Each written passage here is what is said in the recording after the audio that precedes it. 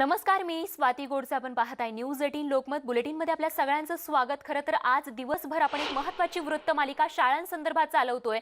त्या संदर्भात तर महत्त्वाच्या अपडेट जे आहेत त्या राज्यभरातले बघायचे आहेतच. मात्र त्याआधी राजकीय वर्तुळातून एक महत्त्वाची बातमी येते, ती म्हणजे निवडणुका आल्या की राष्ट्रवादीचं जातीपातीचं राजकारण सुरू होतं, असं प्रवीण दरेकरांनी म्हटलेलं आहे. भाजपने जातीचं राजकारण कधीच केलं नाही.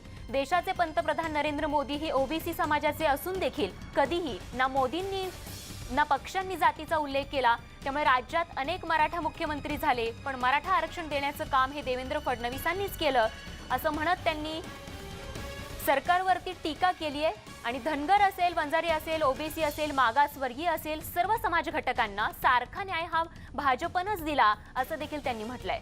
तर मराठवाडा पदवीधर या वेळेला जातीच्या राजकारणाला थारा देणार नाहीत आणि भाजपचे उमेदवार शिरीष बोराळकरच निवडून येतील, असं वक्तव्य महाराष्ट्राचे विरोधी पक्षनेते प्रवीण दरेकर यांनी केलं आहे.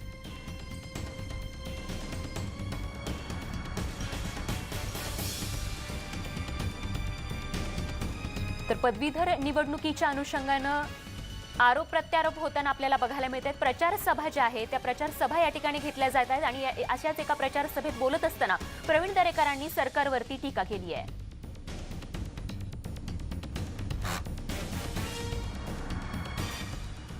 या देशाच्या पंतप्रधान ओबीसी समाजाचे आहेत. कधी आम्ही सांगितलं का की ओबीसी समाजाचं नेतृत्व देशाचा पंतप्रधान देशाचं नेतृत्व करतोय? ना त्यांना आवडत, ना भारतीय जनता पार्टीची भूमिका आम्ही कधी तसा प्रयत्न सुद्धा त्या ठिकाणी केला नाही. आणि तुम्ही जातीपातीचं विष या ठिकाणी पदवीधरांच्या मनात पेरण्याचा प्रयत्न करता. परंतु मी आज या ठिकाणी सांगतो, आपण सत्तेचा वापर करा, आपण पैशाचा वापर करा. या वेळेला 12 वर्षाचा वनवास हा मराठवाड्यातला पदवीधर दूर केल्याशिवाय राहणार नाही. आणि यानंतर आता आपण बघणार आहोत शाळांसंदर्भातली आमची विशेष वृत्तमालिका कोरोनाची शाळा. तब्बल 8.5 महिन्यांनी शाळा चालू झाली आहे. अजूनही कोरोना गेलेला नाही. ज्या ठिकाणी विद्यार्थीच नाही त्या ठिकाणी शिक्षक 11 ते 5 बसून काय करणार आहे? किमान आमच्या सर्व शिक्षक संघटनांना विश्वासात घ्यावं. कोरोनाने केली शाळा आणि रिकामे वर्ग सांभाळा.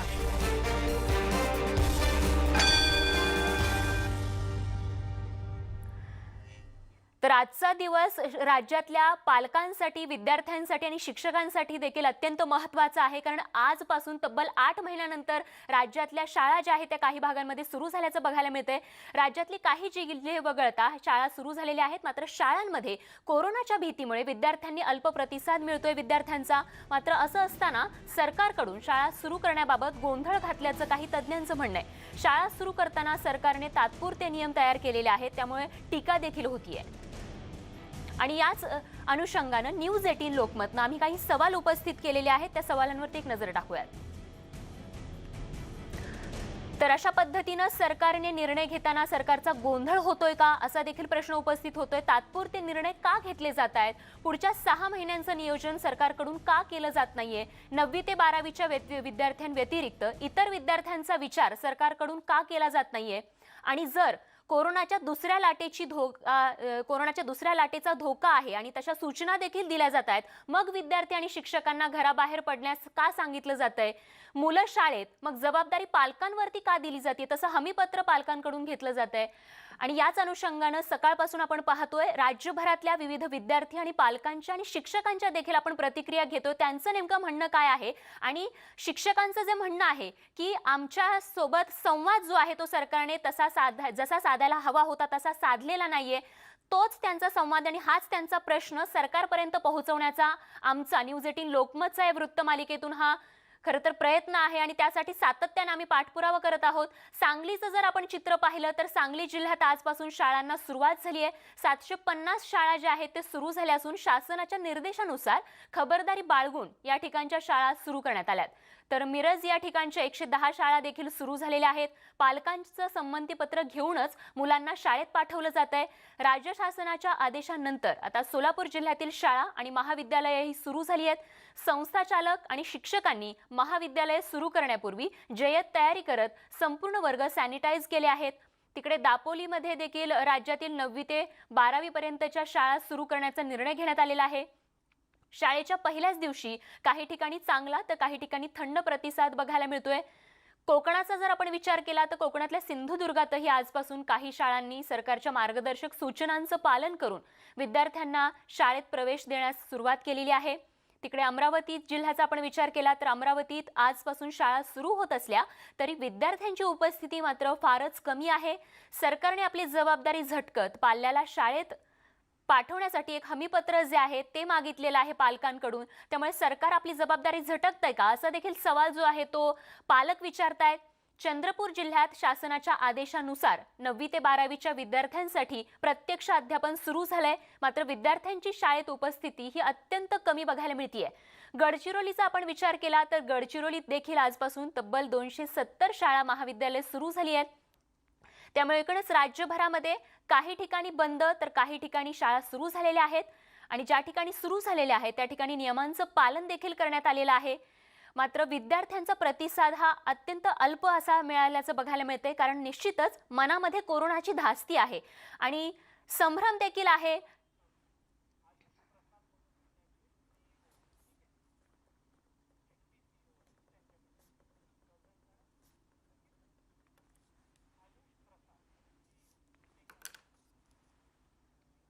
आणि याच संदर्भात काही तज्ज्ञांशी आपण संवाद साधणार आहोत आणि नेमकं चुकतंय कुठे, का संभ्रम अवस्था आहे आणि काही ठोस निर्णय सरकार का घेऊ शकत नाही, या नेमकं आता केलं काय पाहिजे यावरतीच आपण चर्चा करणार आहोत.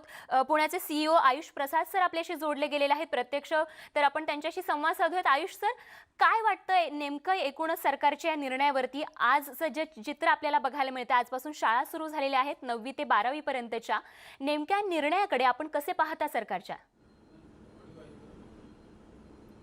सरकारचा निर्णय 10 नोव्हेंबरच्या GR मध्ये आलं होतं आणि त्या GR प्रमाणे पुणे जिल्ह्याच्या ग्रामीण भागात सर्व शाळा जो 9वीचे 12वीचे विद्यार्थ्यांसाठी सर्व खासगी असेल, अनुदानित असेल या शासकीय असेल, सर्व शाळा आपण नियमाप्रमाणे चालू केलेल्या आहे आणि याच्यामध्ये चांगली प्रतिसाद आहे. कॉन्फिडन्स बिल्डिंग मेजर्स आपण घेतोय आणि त्याच्यामुळे आणखी लोकांमध्ये कॉन्फिडन्स वाढणार आहे. आज ज्या पालक आपले विद्यार्थ्यांना शाळेला पाठवलेलं नाही ते घाबरत होते, तो मला वाटतो की उद्यापासून ते शाळेला त्या आपले विद्यार्थीला आपल्या पालकांना त्या पालक पण शाळेला पाठवणार आहे आणि मला वाटतं की याच्यामध्ये प्रतिसाद आणखी वाढणार आहे, दररोज वाढणार आहे. आज पुण्याचे ग्रामीण भागात जवळपास सर्व शिक्षक उपस्थित होते आणि पालक आणि विद्यार्थी संख्येमध्ये पण जवळपास 60 से 70% विद्यार्थी पण उपस्थित होते.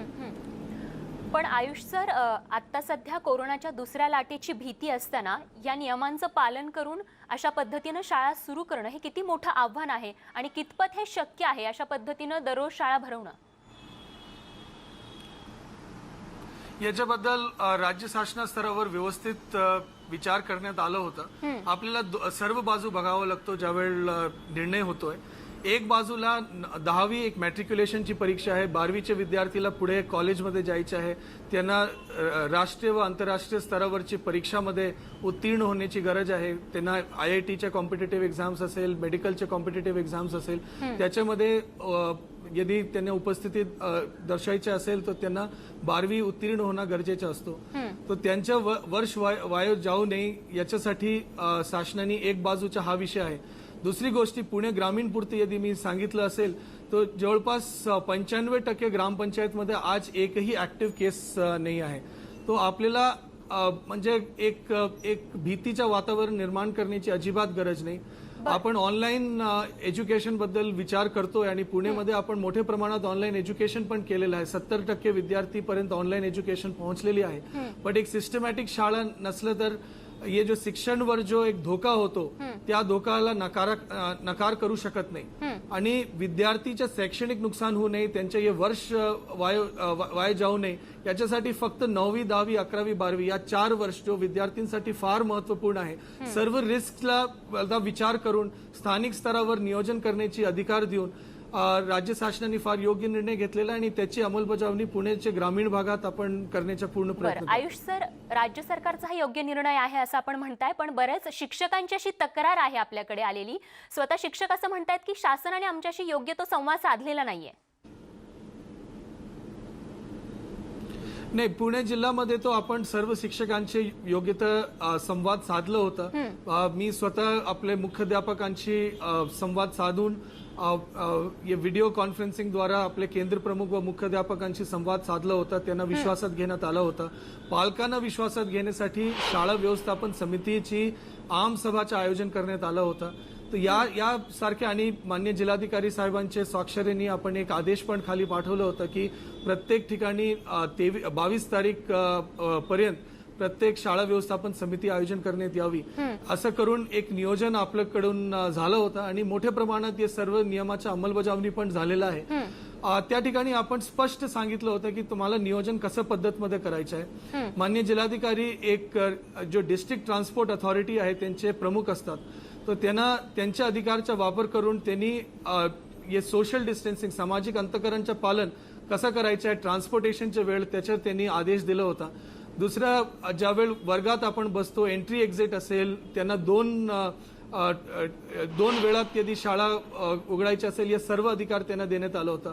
सॅनिटायझेशन बद्दल जो सार्वजनिक शौचालय आहे शाळामध्ये त्या ठिकाणी एक मोठा धोका असतो, तर त्या ठिकाणी पण सार्वजनिक शौचालयामध्ये कसं पद्धतमध्ये सॅनिटायझेशन करायचं आहे याच्यासाठी पण सांगण्यात आलं होतं. जो टच पॉइंट्स आहेत, शाळाचे दारचे हँडल्स असतील या आपले ग्रिल्स असतील, हे आपले या सगळ्या गोष्टी सांगण्यात आलं होतं. तो एक प्रकारचे व्यवस्थित नियोजन करण्यात आलं आहे. आणि दुसरं, मी सर्व शाळा व्यवस्थापन समितीला सांगितलं आहे, पालकांना सांगितलं आहे की दररोज 2-2 पालकांनी शाळेला स्वतःहून भेट द्यायची आहे आणि त्यांना तपासायचं आहे की शाळेमध्ये व्यवस्थित प्रकारे सॅनिटायझेशन, सोशल डिस्टन्सिंग वगैरे, मास्कचा वापर वगैरे व्यवस्थित होत आहे की नाही. यदि होत नसेल तर व्यवस्थित नियोजन लावायचं आहे. बिकॉज पालकांपेक्षा काही पालकांचं असं म्हणणं आहे, त्यांची खरं तर तक्रार अशी आहे पालकांची की जे हमीपत्र आमच्याकडून घेतलं जातंय ते हमीपत्र म्हणजे सरकार किंवा शासन कुठेतरी आपली जी जबाबदारी आहे ती झटकतंय आणि त्या हमीपत्रानुसार शासन खरंच अशा पद्धतीनं जबाबदारी झटकतंय का, आणि ज्या पद्धतीच्या उपाययोजना तुम्ही सांगताय खरंच तशा उपाययोजना यापुढेही राहतील का? कारण प्रश्न विद्यार्थ्यांच्या आरोग्याचा आहे. नाही, विद्यार्थ्यांच्या आरोग्याबद्दल शासन असेल, आपलं पुणे जिल्हा प्रशासन असेल, जिल्हा परिषद असेल, आपण फार गंभीर आहे आणि आरोग्यावर कोणत्याही प्रकारचा धोका होणार नाही याच्या खात्री करण्यासाठी आपण पूर्ण प्रयत्न करतोय. पण एक बाजू या आहे आणि दुसऱ्या बाजू विद्यार्थीचे पुढील आयुष्य आहे, विद्यार्थ्यांचं शिक्षण आहे. या दोनों बाजूला बॅलन्स करण्याची गरज आहे. शिक्षण आणि आरोग्याला बॅलन्स करण्याची गरज आहे. आणि हमी पत्रक एक 18 वर्ष खाली ज्या विद्यार्थी असतात त्यांचे लीगल गार्जियनला विश्वासात घेणं गरजेचं आहे.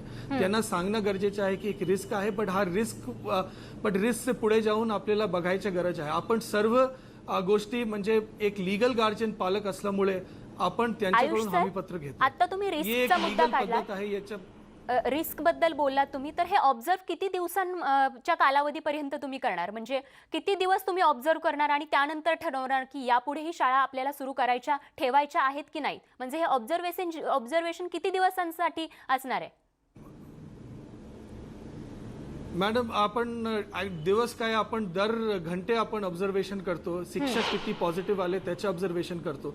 आपल्याकडे 15,000 शिक्षकांची तपास करायचे होता, त्यामध्ये जवळपास 10-12 हजार शिक्षकांची तपास आजपर्यंत झालेली आहे. त्याच्यामध्ये 12 शिक्षक फक्त पॉझिटिव्ह निघाले, जो 0.01% आहे. तो आपण दर तास ऑब्झर्व करतो. यदि कुठे पॉझिटिव्हिटी वाढलेला आहे का, कोणत्याही गावाला या केंद्राला या तालुक्याला पॉझिटिव्हिटी वाढला आहे का, हे आपण लिटरली दर तास ऑब्झर्व करतो. मान्य जिल्हाधिकारी साहेब असेल, विभागीय आयुक्त सर असेल, मी आपल्या स्तरावर असेल आणि आपले आरोग्य यंत्रणा आणि शाळेची यंत्रणा आपण दर तास तपास करतो आणि कुठेही आपण विद्यार्थीचा जीव धोकादायक होणे देणार नाही याचा आपण खात्री करण्याचा पूर्ण प्रयत्न करतोय. IDSPची सेल फार व्यवस्थित याच्यामध्ये लक्ष देऊन राहिली आहे आणि मी सर्व पालकांना विश्वास देण्याचा प्रयत्न करतोय की आपलं पूर्ण लक्ष आहे आणि व्यवस्थित स्थानिक स्तरावर शाळा व्यवस्थापन समितीची पण लक्ष आपण त्या ठिकाणी करण्याचे निर्णय त्यांना अधिकार दिलेला आहे. आणि कोणत्याही प्रकारचे आपण प्रिव्हेंटिव्ह मेजर्स पण घेणार, ऑब्झर्व पण करणार. मी स्वतःहून फिरतोय, शाळा भेट देतो. उद्या मी बारामती, पुरंदर या 2 तालुक्याच्या शाळेला भेट देणार आहे. आणि आज तब्बल 8 महिन्यानंतर खरं तर आज पहिला दिवस होता शाळेचा. पूर्ण प्रयत्न करतोय की कोणत्याही प्रकारचा धोका होणार नाही. आयुष सर, आज इतक्या महिन्यानंतर कोणत्याही शाळा सुरू प्रकारचा होते, धोका पण होणार नाही याची खात्री करतो. पण सर आजचा जो प्रतिसाद होता तो अत्यंत अल्प असा आहे. अगदी 4-5च मुलं काही शाळांमध्ये उपस्थित राहिलेली आहेत आणि पालकांमध्येही तितका उत्साह नाहीये, कारण भीती आहे कोरोनाची आणि मुलांच्या आपल्या सेफ्टीची. त्या दृष्टिकोनातून पालक तयार नाहीयेत मुलांना पाठवण्यासाठी. तर हा संवाद, हा हेल्दी टॉक, हा हेल्दी संवाद तुम्ही पालकांशी कसा साधणार आणि तो विश्वास तुम्ही पालकांना कसा देणार की शाळा तुमच्या मुलाची काळजी घेते, तुम्ही पाल्याला तुमच्या शाळेत पाठवा? मॅडम, याच्यामध्ये 2 भाग आहे की काही पालकांनी आज विश्वास दाखवलेले आहे आणि पुणे जिल्हापुरती मी सांगतो 50 ते 60% विद्यार्थी म्हणजे इन ॲव्हरेज 50 ते 60% विद्यार्थी काही शाळेमध्ये उपस्थित होते. आणि मी जसे आपल्याला आधी सांगितलं की हळूहळू याच्यामध्ये कॉन्फिडन्स पालकांचा पण वाढणार. जो आपले शिक्षक मंडळ आहे आणि आपले जो सगळे मुख्याध्यापक आहे ते पालकांच्या डायरेक्ट संपर्कात आहे आणि मी त्यांना आवाहन केलेलं पण आहे आणि परत आज आपल्या माध्यमातून पण करतो की पालकांपर्यंत तुम्ही जाऊन त्यांना सांगा की आपण सर्व नियोजन स्थानिक स्तरावर केलेलं आहे. प्रत्येक एकही वर्ग यदि धोकादायक झाला वो आपल्याला एक गंभीर बाब आहे. आपण इथून सर्व नियोजन करतो, सूचना देतो, सॅनिटायझर उपलब्ध करून देतो, मास्क उपलब्ध करून देतो, ग्लव्स उपलब्ध करून देतो, पण त्याची अंमलबजावणी प्रत्येक वर्गात करण्याची गरज आहे, प्रत्येक शाळेत करण्याची गरज आहे. आणि आपल्याशी पण आपल्या माध्यमातून पण बोलण्याची फक्त मेजर विषय हे आहे की सर्व पालकांना आपल्यावर विश्वास दाखवायला पाहिजे आणि आपण पूर्ण प्रयत्न करतोय. आणि पालक व्यवस्थापन समिती, जो शाळा व्यवस्थापन समिती आहे, त्याच्यामध्ये पालकचे मोठ्या प्रमाणात प्रतिनिधी आहे. तो त्या समितीला पुणे जिल्ह्याच्या ग्रामीण भागात आपण अधिकार दिलेला आहे आणि हा समिती आपले विद्यार्थ्यांबद्दल विशेष लक्ष देण्यासाठी ते सगळेजण काम करणार आहेत, ते सगळे कार्यरत आहेत, ते व्यवस्थित काम करणार आहे, मला पूर्ण विश्वास आहे. आणि त्या समिती इन्शुअर करणार की जसे विद्यार्थी त्यांच्या घरात सुरक्षित आहेत तसेच ते शाळामध्ये सुरक्षित राहणार, ट्रान्सपोर्टच्या वेळात सुरक्षित राहणार. आणि आज मी पुणेमध्ये जवळपास 95% ग्रामपंचायतमध्ये एकही ऍक्टिव्ह रुग्ण नाही. तो या मोठ्या प्रमाणात म्हणजे जसं आता आणि काही 33% ग्रामपंचायतमध्ये तो कधीही एकही रुग्ण आला नाही. त्या ठिकाणी शाळा बंद करून ठेवणं काय म्हणजे मला वाटत नाही की बरोबर राहणार आहे. आणि त्या ठिकाणी आपल्याला विद्यार्थीला पुढील आयुष्यासाठी, आणि हे 9वी ते 12वी अतिशय लहान विद्यार्थी पण नाही आहे, 9वी ते 12वीचे विद्यार्थी आहे, साधारण 14 ते 18 वयोगटाचे विद्यार्थी आहे. त्यांना त्यांचे पुढील आयुष्यासाठी शिक्षण फार महत्त्वाचे आहे. मॅट्रिक्युलेशनची परीक्षा आहे, 12वीची परीक्षा आहे, त्यांना स्पर्धा परीक्षामध्ये बसायचे आहे, चाहे इंजिनिअरिंग असेल, मेडिकल असेल, इतर जर्नलिझम असेल या इतर कोणताही विषय असेल, तो त्यांच्यासाठी फार महत्त्वाचे आहे. आणि तो त्यांचे पूर्ण वर्ष वाया जाणार आहे. आणि फक्त महाराष्ट्रपुरती विषय नाही आहे, हे त्यांना देश स्तरावरची परीक्षा, IIT JEE परीक्षा, ते देशाची परीक्षा आहे आणि त्या परीक्षेमध्ये पण त्यांना बसायचं आहे. आणि आपल्याला अनलॉकडाऊनची पद्धत सुरू झालेली आहे आणि मला वाटतं की आज शाळा आपण सुरू केल्या आणि हळूहळू. आणि मॅम, आपल्याला एक और गोष्टी सांगतो, ज्यावेळी आपण उन्हाळ्याच्या सुट्टीनंतर शाळा उघडतो त्यावेळी पण पहिल्या दिवशी फक्त 25, 30, 40% विद्यार्थी येत आहे. तो हळूहळू त्यांचा कॉन्फिडन्स वाढेल आणि मला पूर्ण विश्वास आहे की या आठवड्याच्या अंतपर्यंत 100% विद्यार्थी, दिवाळीच्या सुट्टीनंतर 100% विद्यार्थी शाळांमध्ये उपस्थित राहणार. आयुष सर, आपला हा विश्वास सार्थ ठरतो का नाही हा येणाऱ्या काळात आपल्याला कळेलच. आणि अर्थातच शिक्षण हा समाजाचा पाया आहे आणि शिक्षणामुळे विद्यार्थ्यांचं भविष्य त्याच्यावरती अवलंबून आहे. त्यामुळे बघूयात आता नेमका प्रतिसाद कसा मिळतो. आपण सोबत राहाच, आपल्यासोबतचा हा संवाद साधायचाच आहे. पण त्यासोबत जुन्नरला जाऊयात. आमचे प्रतिनिधी रायचंद शिंदे जुन्नरमधून आपल्या सोबत आहेत. रायचंद, जुन्नरमधलं काय वातावरण आजचा पहिला शाळेचा दिवस तब्बल 8 महिन्यानंतरचा? नक्कीच स्वाती, आपल्यासोबत आयुष प्रसाद सर होते आणि आयुष प्रसाद सरांनी देशातला पहिला जो प्रोजेक्ट राबवला होता मुलांच्या शिक्षणाचा, कम्युनिटी स्कूल, हा जुन्नरमध्ये देशातला पहिला प्रोजेक्ट होता आदिवासी भागातल्या विद्यार्थ्यांसाठी. खूप सकारात्मक आहे ते शिक्षक आणि पालक. आपण थेट पालकांकडे जाणार आहोत. सर, मला सांगा, तुमचा मुलगा कितवीला आहे आणि शाळेत जाण्याचा कसा इच्छुक होता? माझी मुलगी 11वीला आहे. विज्ञान शाखेमध्ये तिने प्रवेश घेतलाय. खरं तर गेल्या 8 ते 9 महिन्याच्या या लॉकडाऊनच्या कालामध्ये घरी बसून ते आता ऑनलाईन पद्धतीने अभ्यास करत होते. ते शाळेत जायला उत्सुक आहेत, परंतु वातावरणामध्ये होणारे बदल, व्हायरल इन्फेक्शनचे परिणाम आणि सध्या वाढती रुग्णसंख्या विचारात घेता आम्ही पालकांना सगळ्या चर्चा करत असताना बऱ्याच वेळा असा सूर आला की आपल्या पाल्यांना सुरक्षित ठेवण्यासाठी आपण शाळेत पाठवू नये.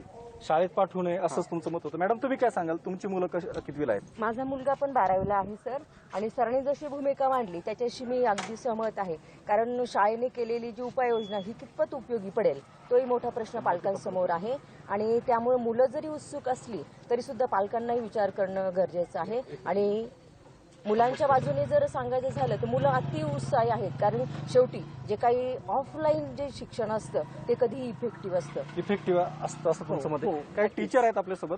मॅडम तुमचा दिवस कसा पहिला होता आणि काय जाणवलं आज पहिल्या दिवशी?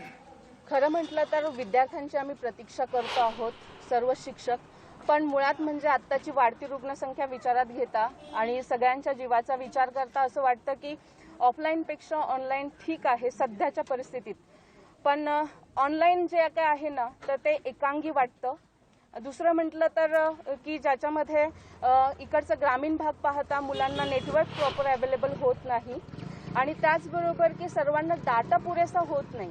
घरामध्ये एकच मोबाईल असतो आणि मग त्यामुळे मुलांचे हे व्ह्यूज येतात की मॅम आम्हाला पूर्ण लेक्चर्स पाहता येत नाही. पूर्ण लेक्चर्स पाहता येत नाही. अजून काही शिक्षक आहेत, तुम्ही काय सांगाल, तुमचा अनुभव काय आहे ग्रामपंचायत लेवलचा? आता आमची आज कोरोना टेस्ट करण्यात आलेली आहे आणि आम्ही वारुवाडी ग्रामपंचायत तालुका जुन्नर या अंतर्गत येतो. तर आज आम्हाला पुन्हा एकदा त्यांनी 2 दिवसाच्या सर्व्हेसाठी 25 आणि 26 तारखेला 2 दिवसाच्या सर्व्हेसाठी बोलवलेले.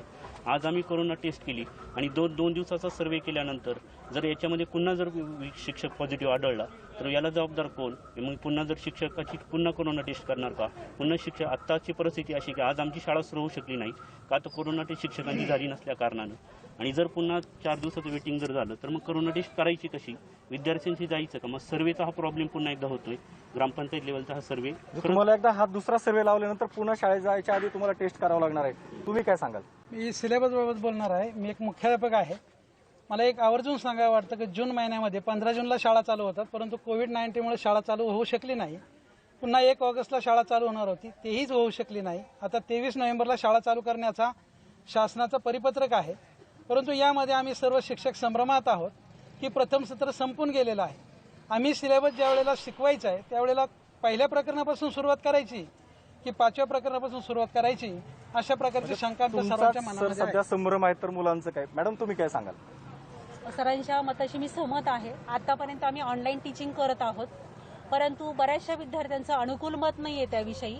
कारण ज्या वेळेला विद्यार्थी आणि शिक्षक समोरासमोर असतात तर अध्यापन प्रक्रिया ही जास्तीत जास्त प्रभावी होते, आणि ती प्रभावी होण्यासाठी विद्यार्थी आणि शिक्षक हे समोरासमोर हवेत, आणि त्यामुळे बऱ्याच वेळेला शिकवण्याच्या बाबतीत प्रॉब्लेम निर्माण होऊ शकतो. बरोबर आहे. आपण पाहिलं स्वाती, या ठिकाणच्या सगळ्याच पालकांचं आणि शिक्षकांचं हेच म्हणणं आहे का पालक सुद्धा शिक्षक सुद्धा संभ्रमावस्थेत आहेत. आणि पुणे जिल्ह्यासारख्या ह्या आदिवासी पट्ट्यामध्ये, उत्तर पुणे जिल्ह्यामध्ये साधारण 3 तालुके, जुन्नर, आंबेगाव, खेड असेल, हे सगळे आदिवासी पट्टे आहेत. आणि या पट्ट्यामध्ये सुद्धा काही चांगले उपक्रम राबवलेत मधल्या काळामध्ये, ते नक्कीच फायद्याचे ठरलेत.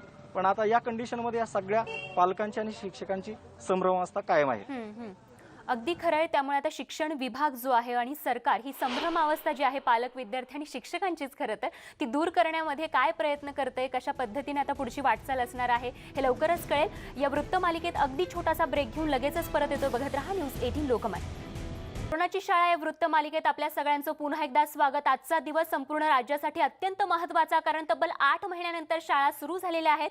आणि आजचा दिवस पालकांसाठी, शिक्षकांसाठी आणि विद्यार्थ्यांसाठी कसा होता, आणि एकूणच नियोजन जे होतं ते योग्य होतं का, मुलांच्या मनात नेमकं काय वातावरण आहे, ह्या सगळ्या अनुषंगानं आपण या वृत्तमालिकेतून संवाद साधतो. आणि याच पार्श्वभूमीवरती पुणे जिल्हा परिषदेचे CEO आयुष प्रसाद सर देखील आपल्या सोबत आहेत. आयुष सर, ब्रेकवर जाण्याआधी आपण जी चर्चा केली त्यानुसार आपण सांगितलं की काय काय नियोजन करण्यात आलेलं आहे, आणि ग्रामीण भागात तितकासा प्रसार नाहीये आणि रुग्णसंख्या ही अत्यंत अल्प आहे कोरोनाची, असं देखील आपण सांगितलं. पण जर आता आजपासून शाळा सुरू झालेल्या आहेत, वर्गातल्या एखाद्या विद्यार्थ्याला कोरोना झाला, कोरोनाचा संसर्ग झालेला आहे, त्यानंतरचं पुढचं नियोजन नेमकं कसं आखण्यात आलंय? प्रत्येक शाळामध्ये आपण थर्मल गन, पल्स ऑक्सिमीटर दिलेला आहे. ज्या विद्यार्थी शाळामध्ये येईल, प्रवेशच्या वेळ आणि बाहेर पडताना दोन्ही वेळ आपण त्या विद्यार्थ्यांचा तपास करून घेणार आहे. त्याच्याबरोबर कोरोनाचे जो अल्प लक्षण आहे, जसे loss of taste, loss of smell, यासारखं आपण वेळोवेळी विद्यार्थ्यांचा तपास करत राहणार आहे. यदि कोणतेही विद्यार्थी आजारी दिसलं तो आपण त्या विद्यार्थीला शाळेमध्ये सिक रूम आहे या जवळचे सब सेंटर या दोनोला आपण ऍक्टिव्हेट केलेलं आहे. जो आपले कम्युनिटी हेल्थ ऑफिसर्स आहे आपल्या जिल्ह्यामध्ये 401 सब सेंटर्स आहे. तर त्या ठिकाणी त्यांना आपण पुढच्या प्रोटोकॉल सांगितलेला आहे. त्यांना आपण 102चा जो ॲम्ब्युलन्स आहे पुणे जिल्ह्यामध्ये तो हा ॲम्ब्युलन्स पाठवून त्या विद्यार्थीला तिथून शाळामधून घेऊन त्यांना CCC मध्ये भरती करणार आहे. त्यांचा तपास करून घेणार आहे. त्या वर्गाच्या सर्व विद्यार्थ्यांच्या अँटीजेन किटचा तपास करून घेणार आहे. आणि ज्या लोक सिम्प्टमॅटिक आहेत त्यांच्यावर आपण पुढील वैद्यकीय उपचार करून घेणार आहे. याच्यामध्ये एक स्पष्ट प्रोटोकॉल पुणे जिल्ह्यासाठी आपण तयार करण्यात आलेला आहे. आणि कोणतेही विद्यार्थी एक विद्यार्थीमुळे याच्या कोरोनाचं संक्रमण मोठ्या प्रमाणात होणार नाही याच्या आपण काळजी करणार आहे. आणि यदि झाला तर त्याच्यासाठी व्यवस्थित नियोजन प्रत्येक सब सेंटर प्रत्येक PHC मध्ये करण्यात आलेले आहे. बरं. आयुष सर, एकूणच आज जो प्रतिसाद पहिल्या दिवशी विद्यार्थ्यांचा आणि पालकांचा मिळालेला आहे, सोबतच शिक्षकांचा देखील नकार येतोय सुरक्षेच्या दृष्टिकोनातून, पण शासनाचा नियम आहे आणि आदेश आहे म्हणून खरं तर सगळेजण येत आहेत. जबरदस्ती येत आहेत असं देखील म्हणायला हरकत नाही, कारण 95% लोकांचा नकारच आहे आणि कुठेतरी सरकारचा निर्णय चुकलाय असा सूर येतोय. आपला निर्णय पुण्याचा विचार सोडला तर ओव्हरऑल विचार केला तर आपल्याला देखील असं वाटतं की कुठेतरी घाई झाली सरकारची शाळा सुरू करण्याच्या निर्णयाबाबत.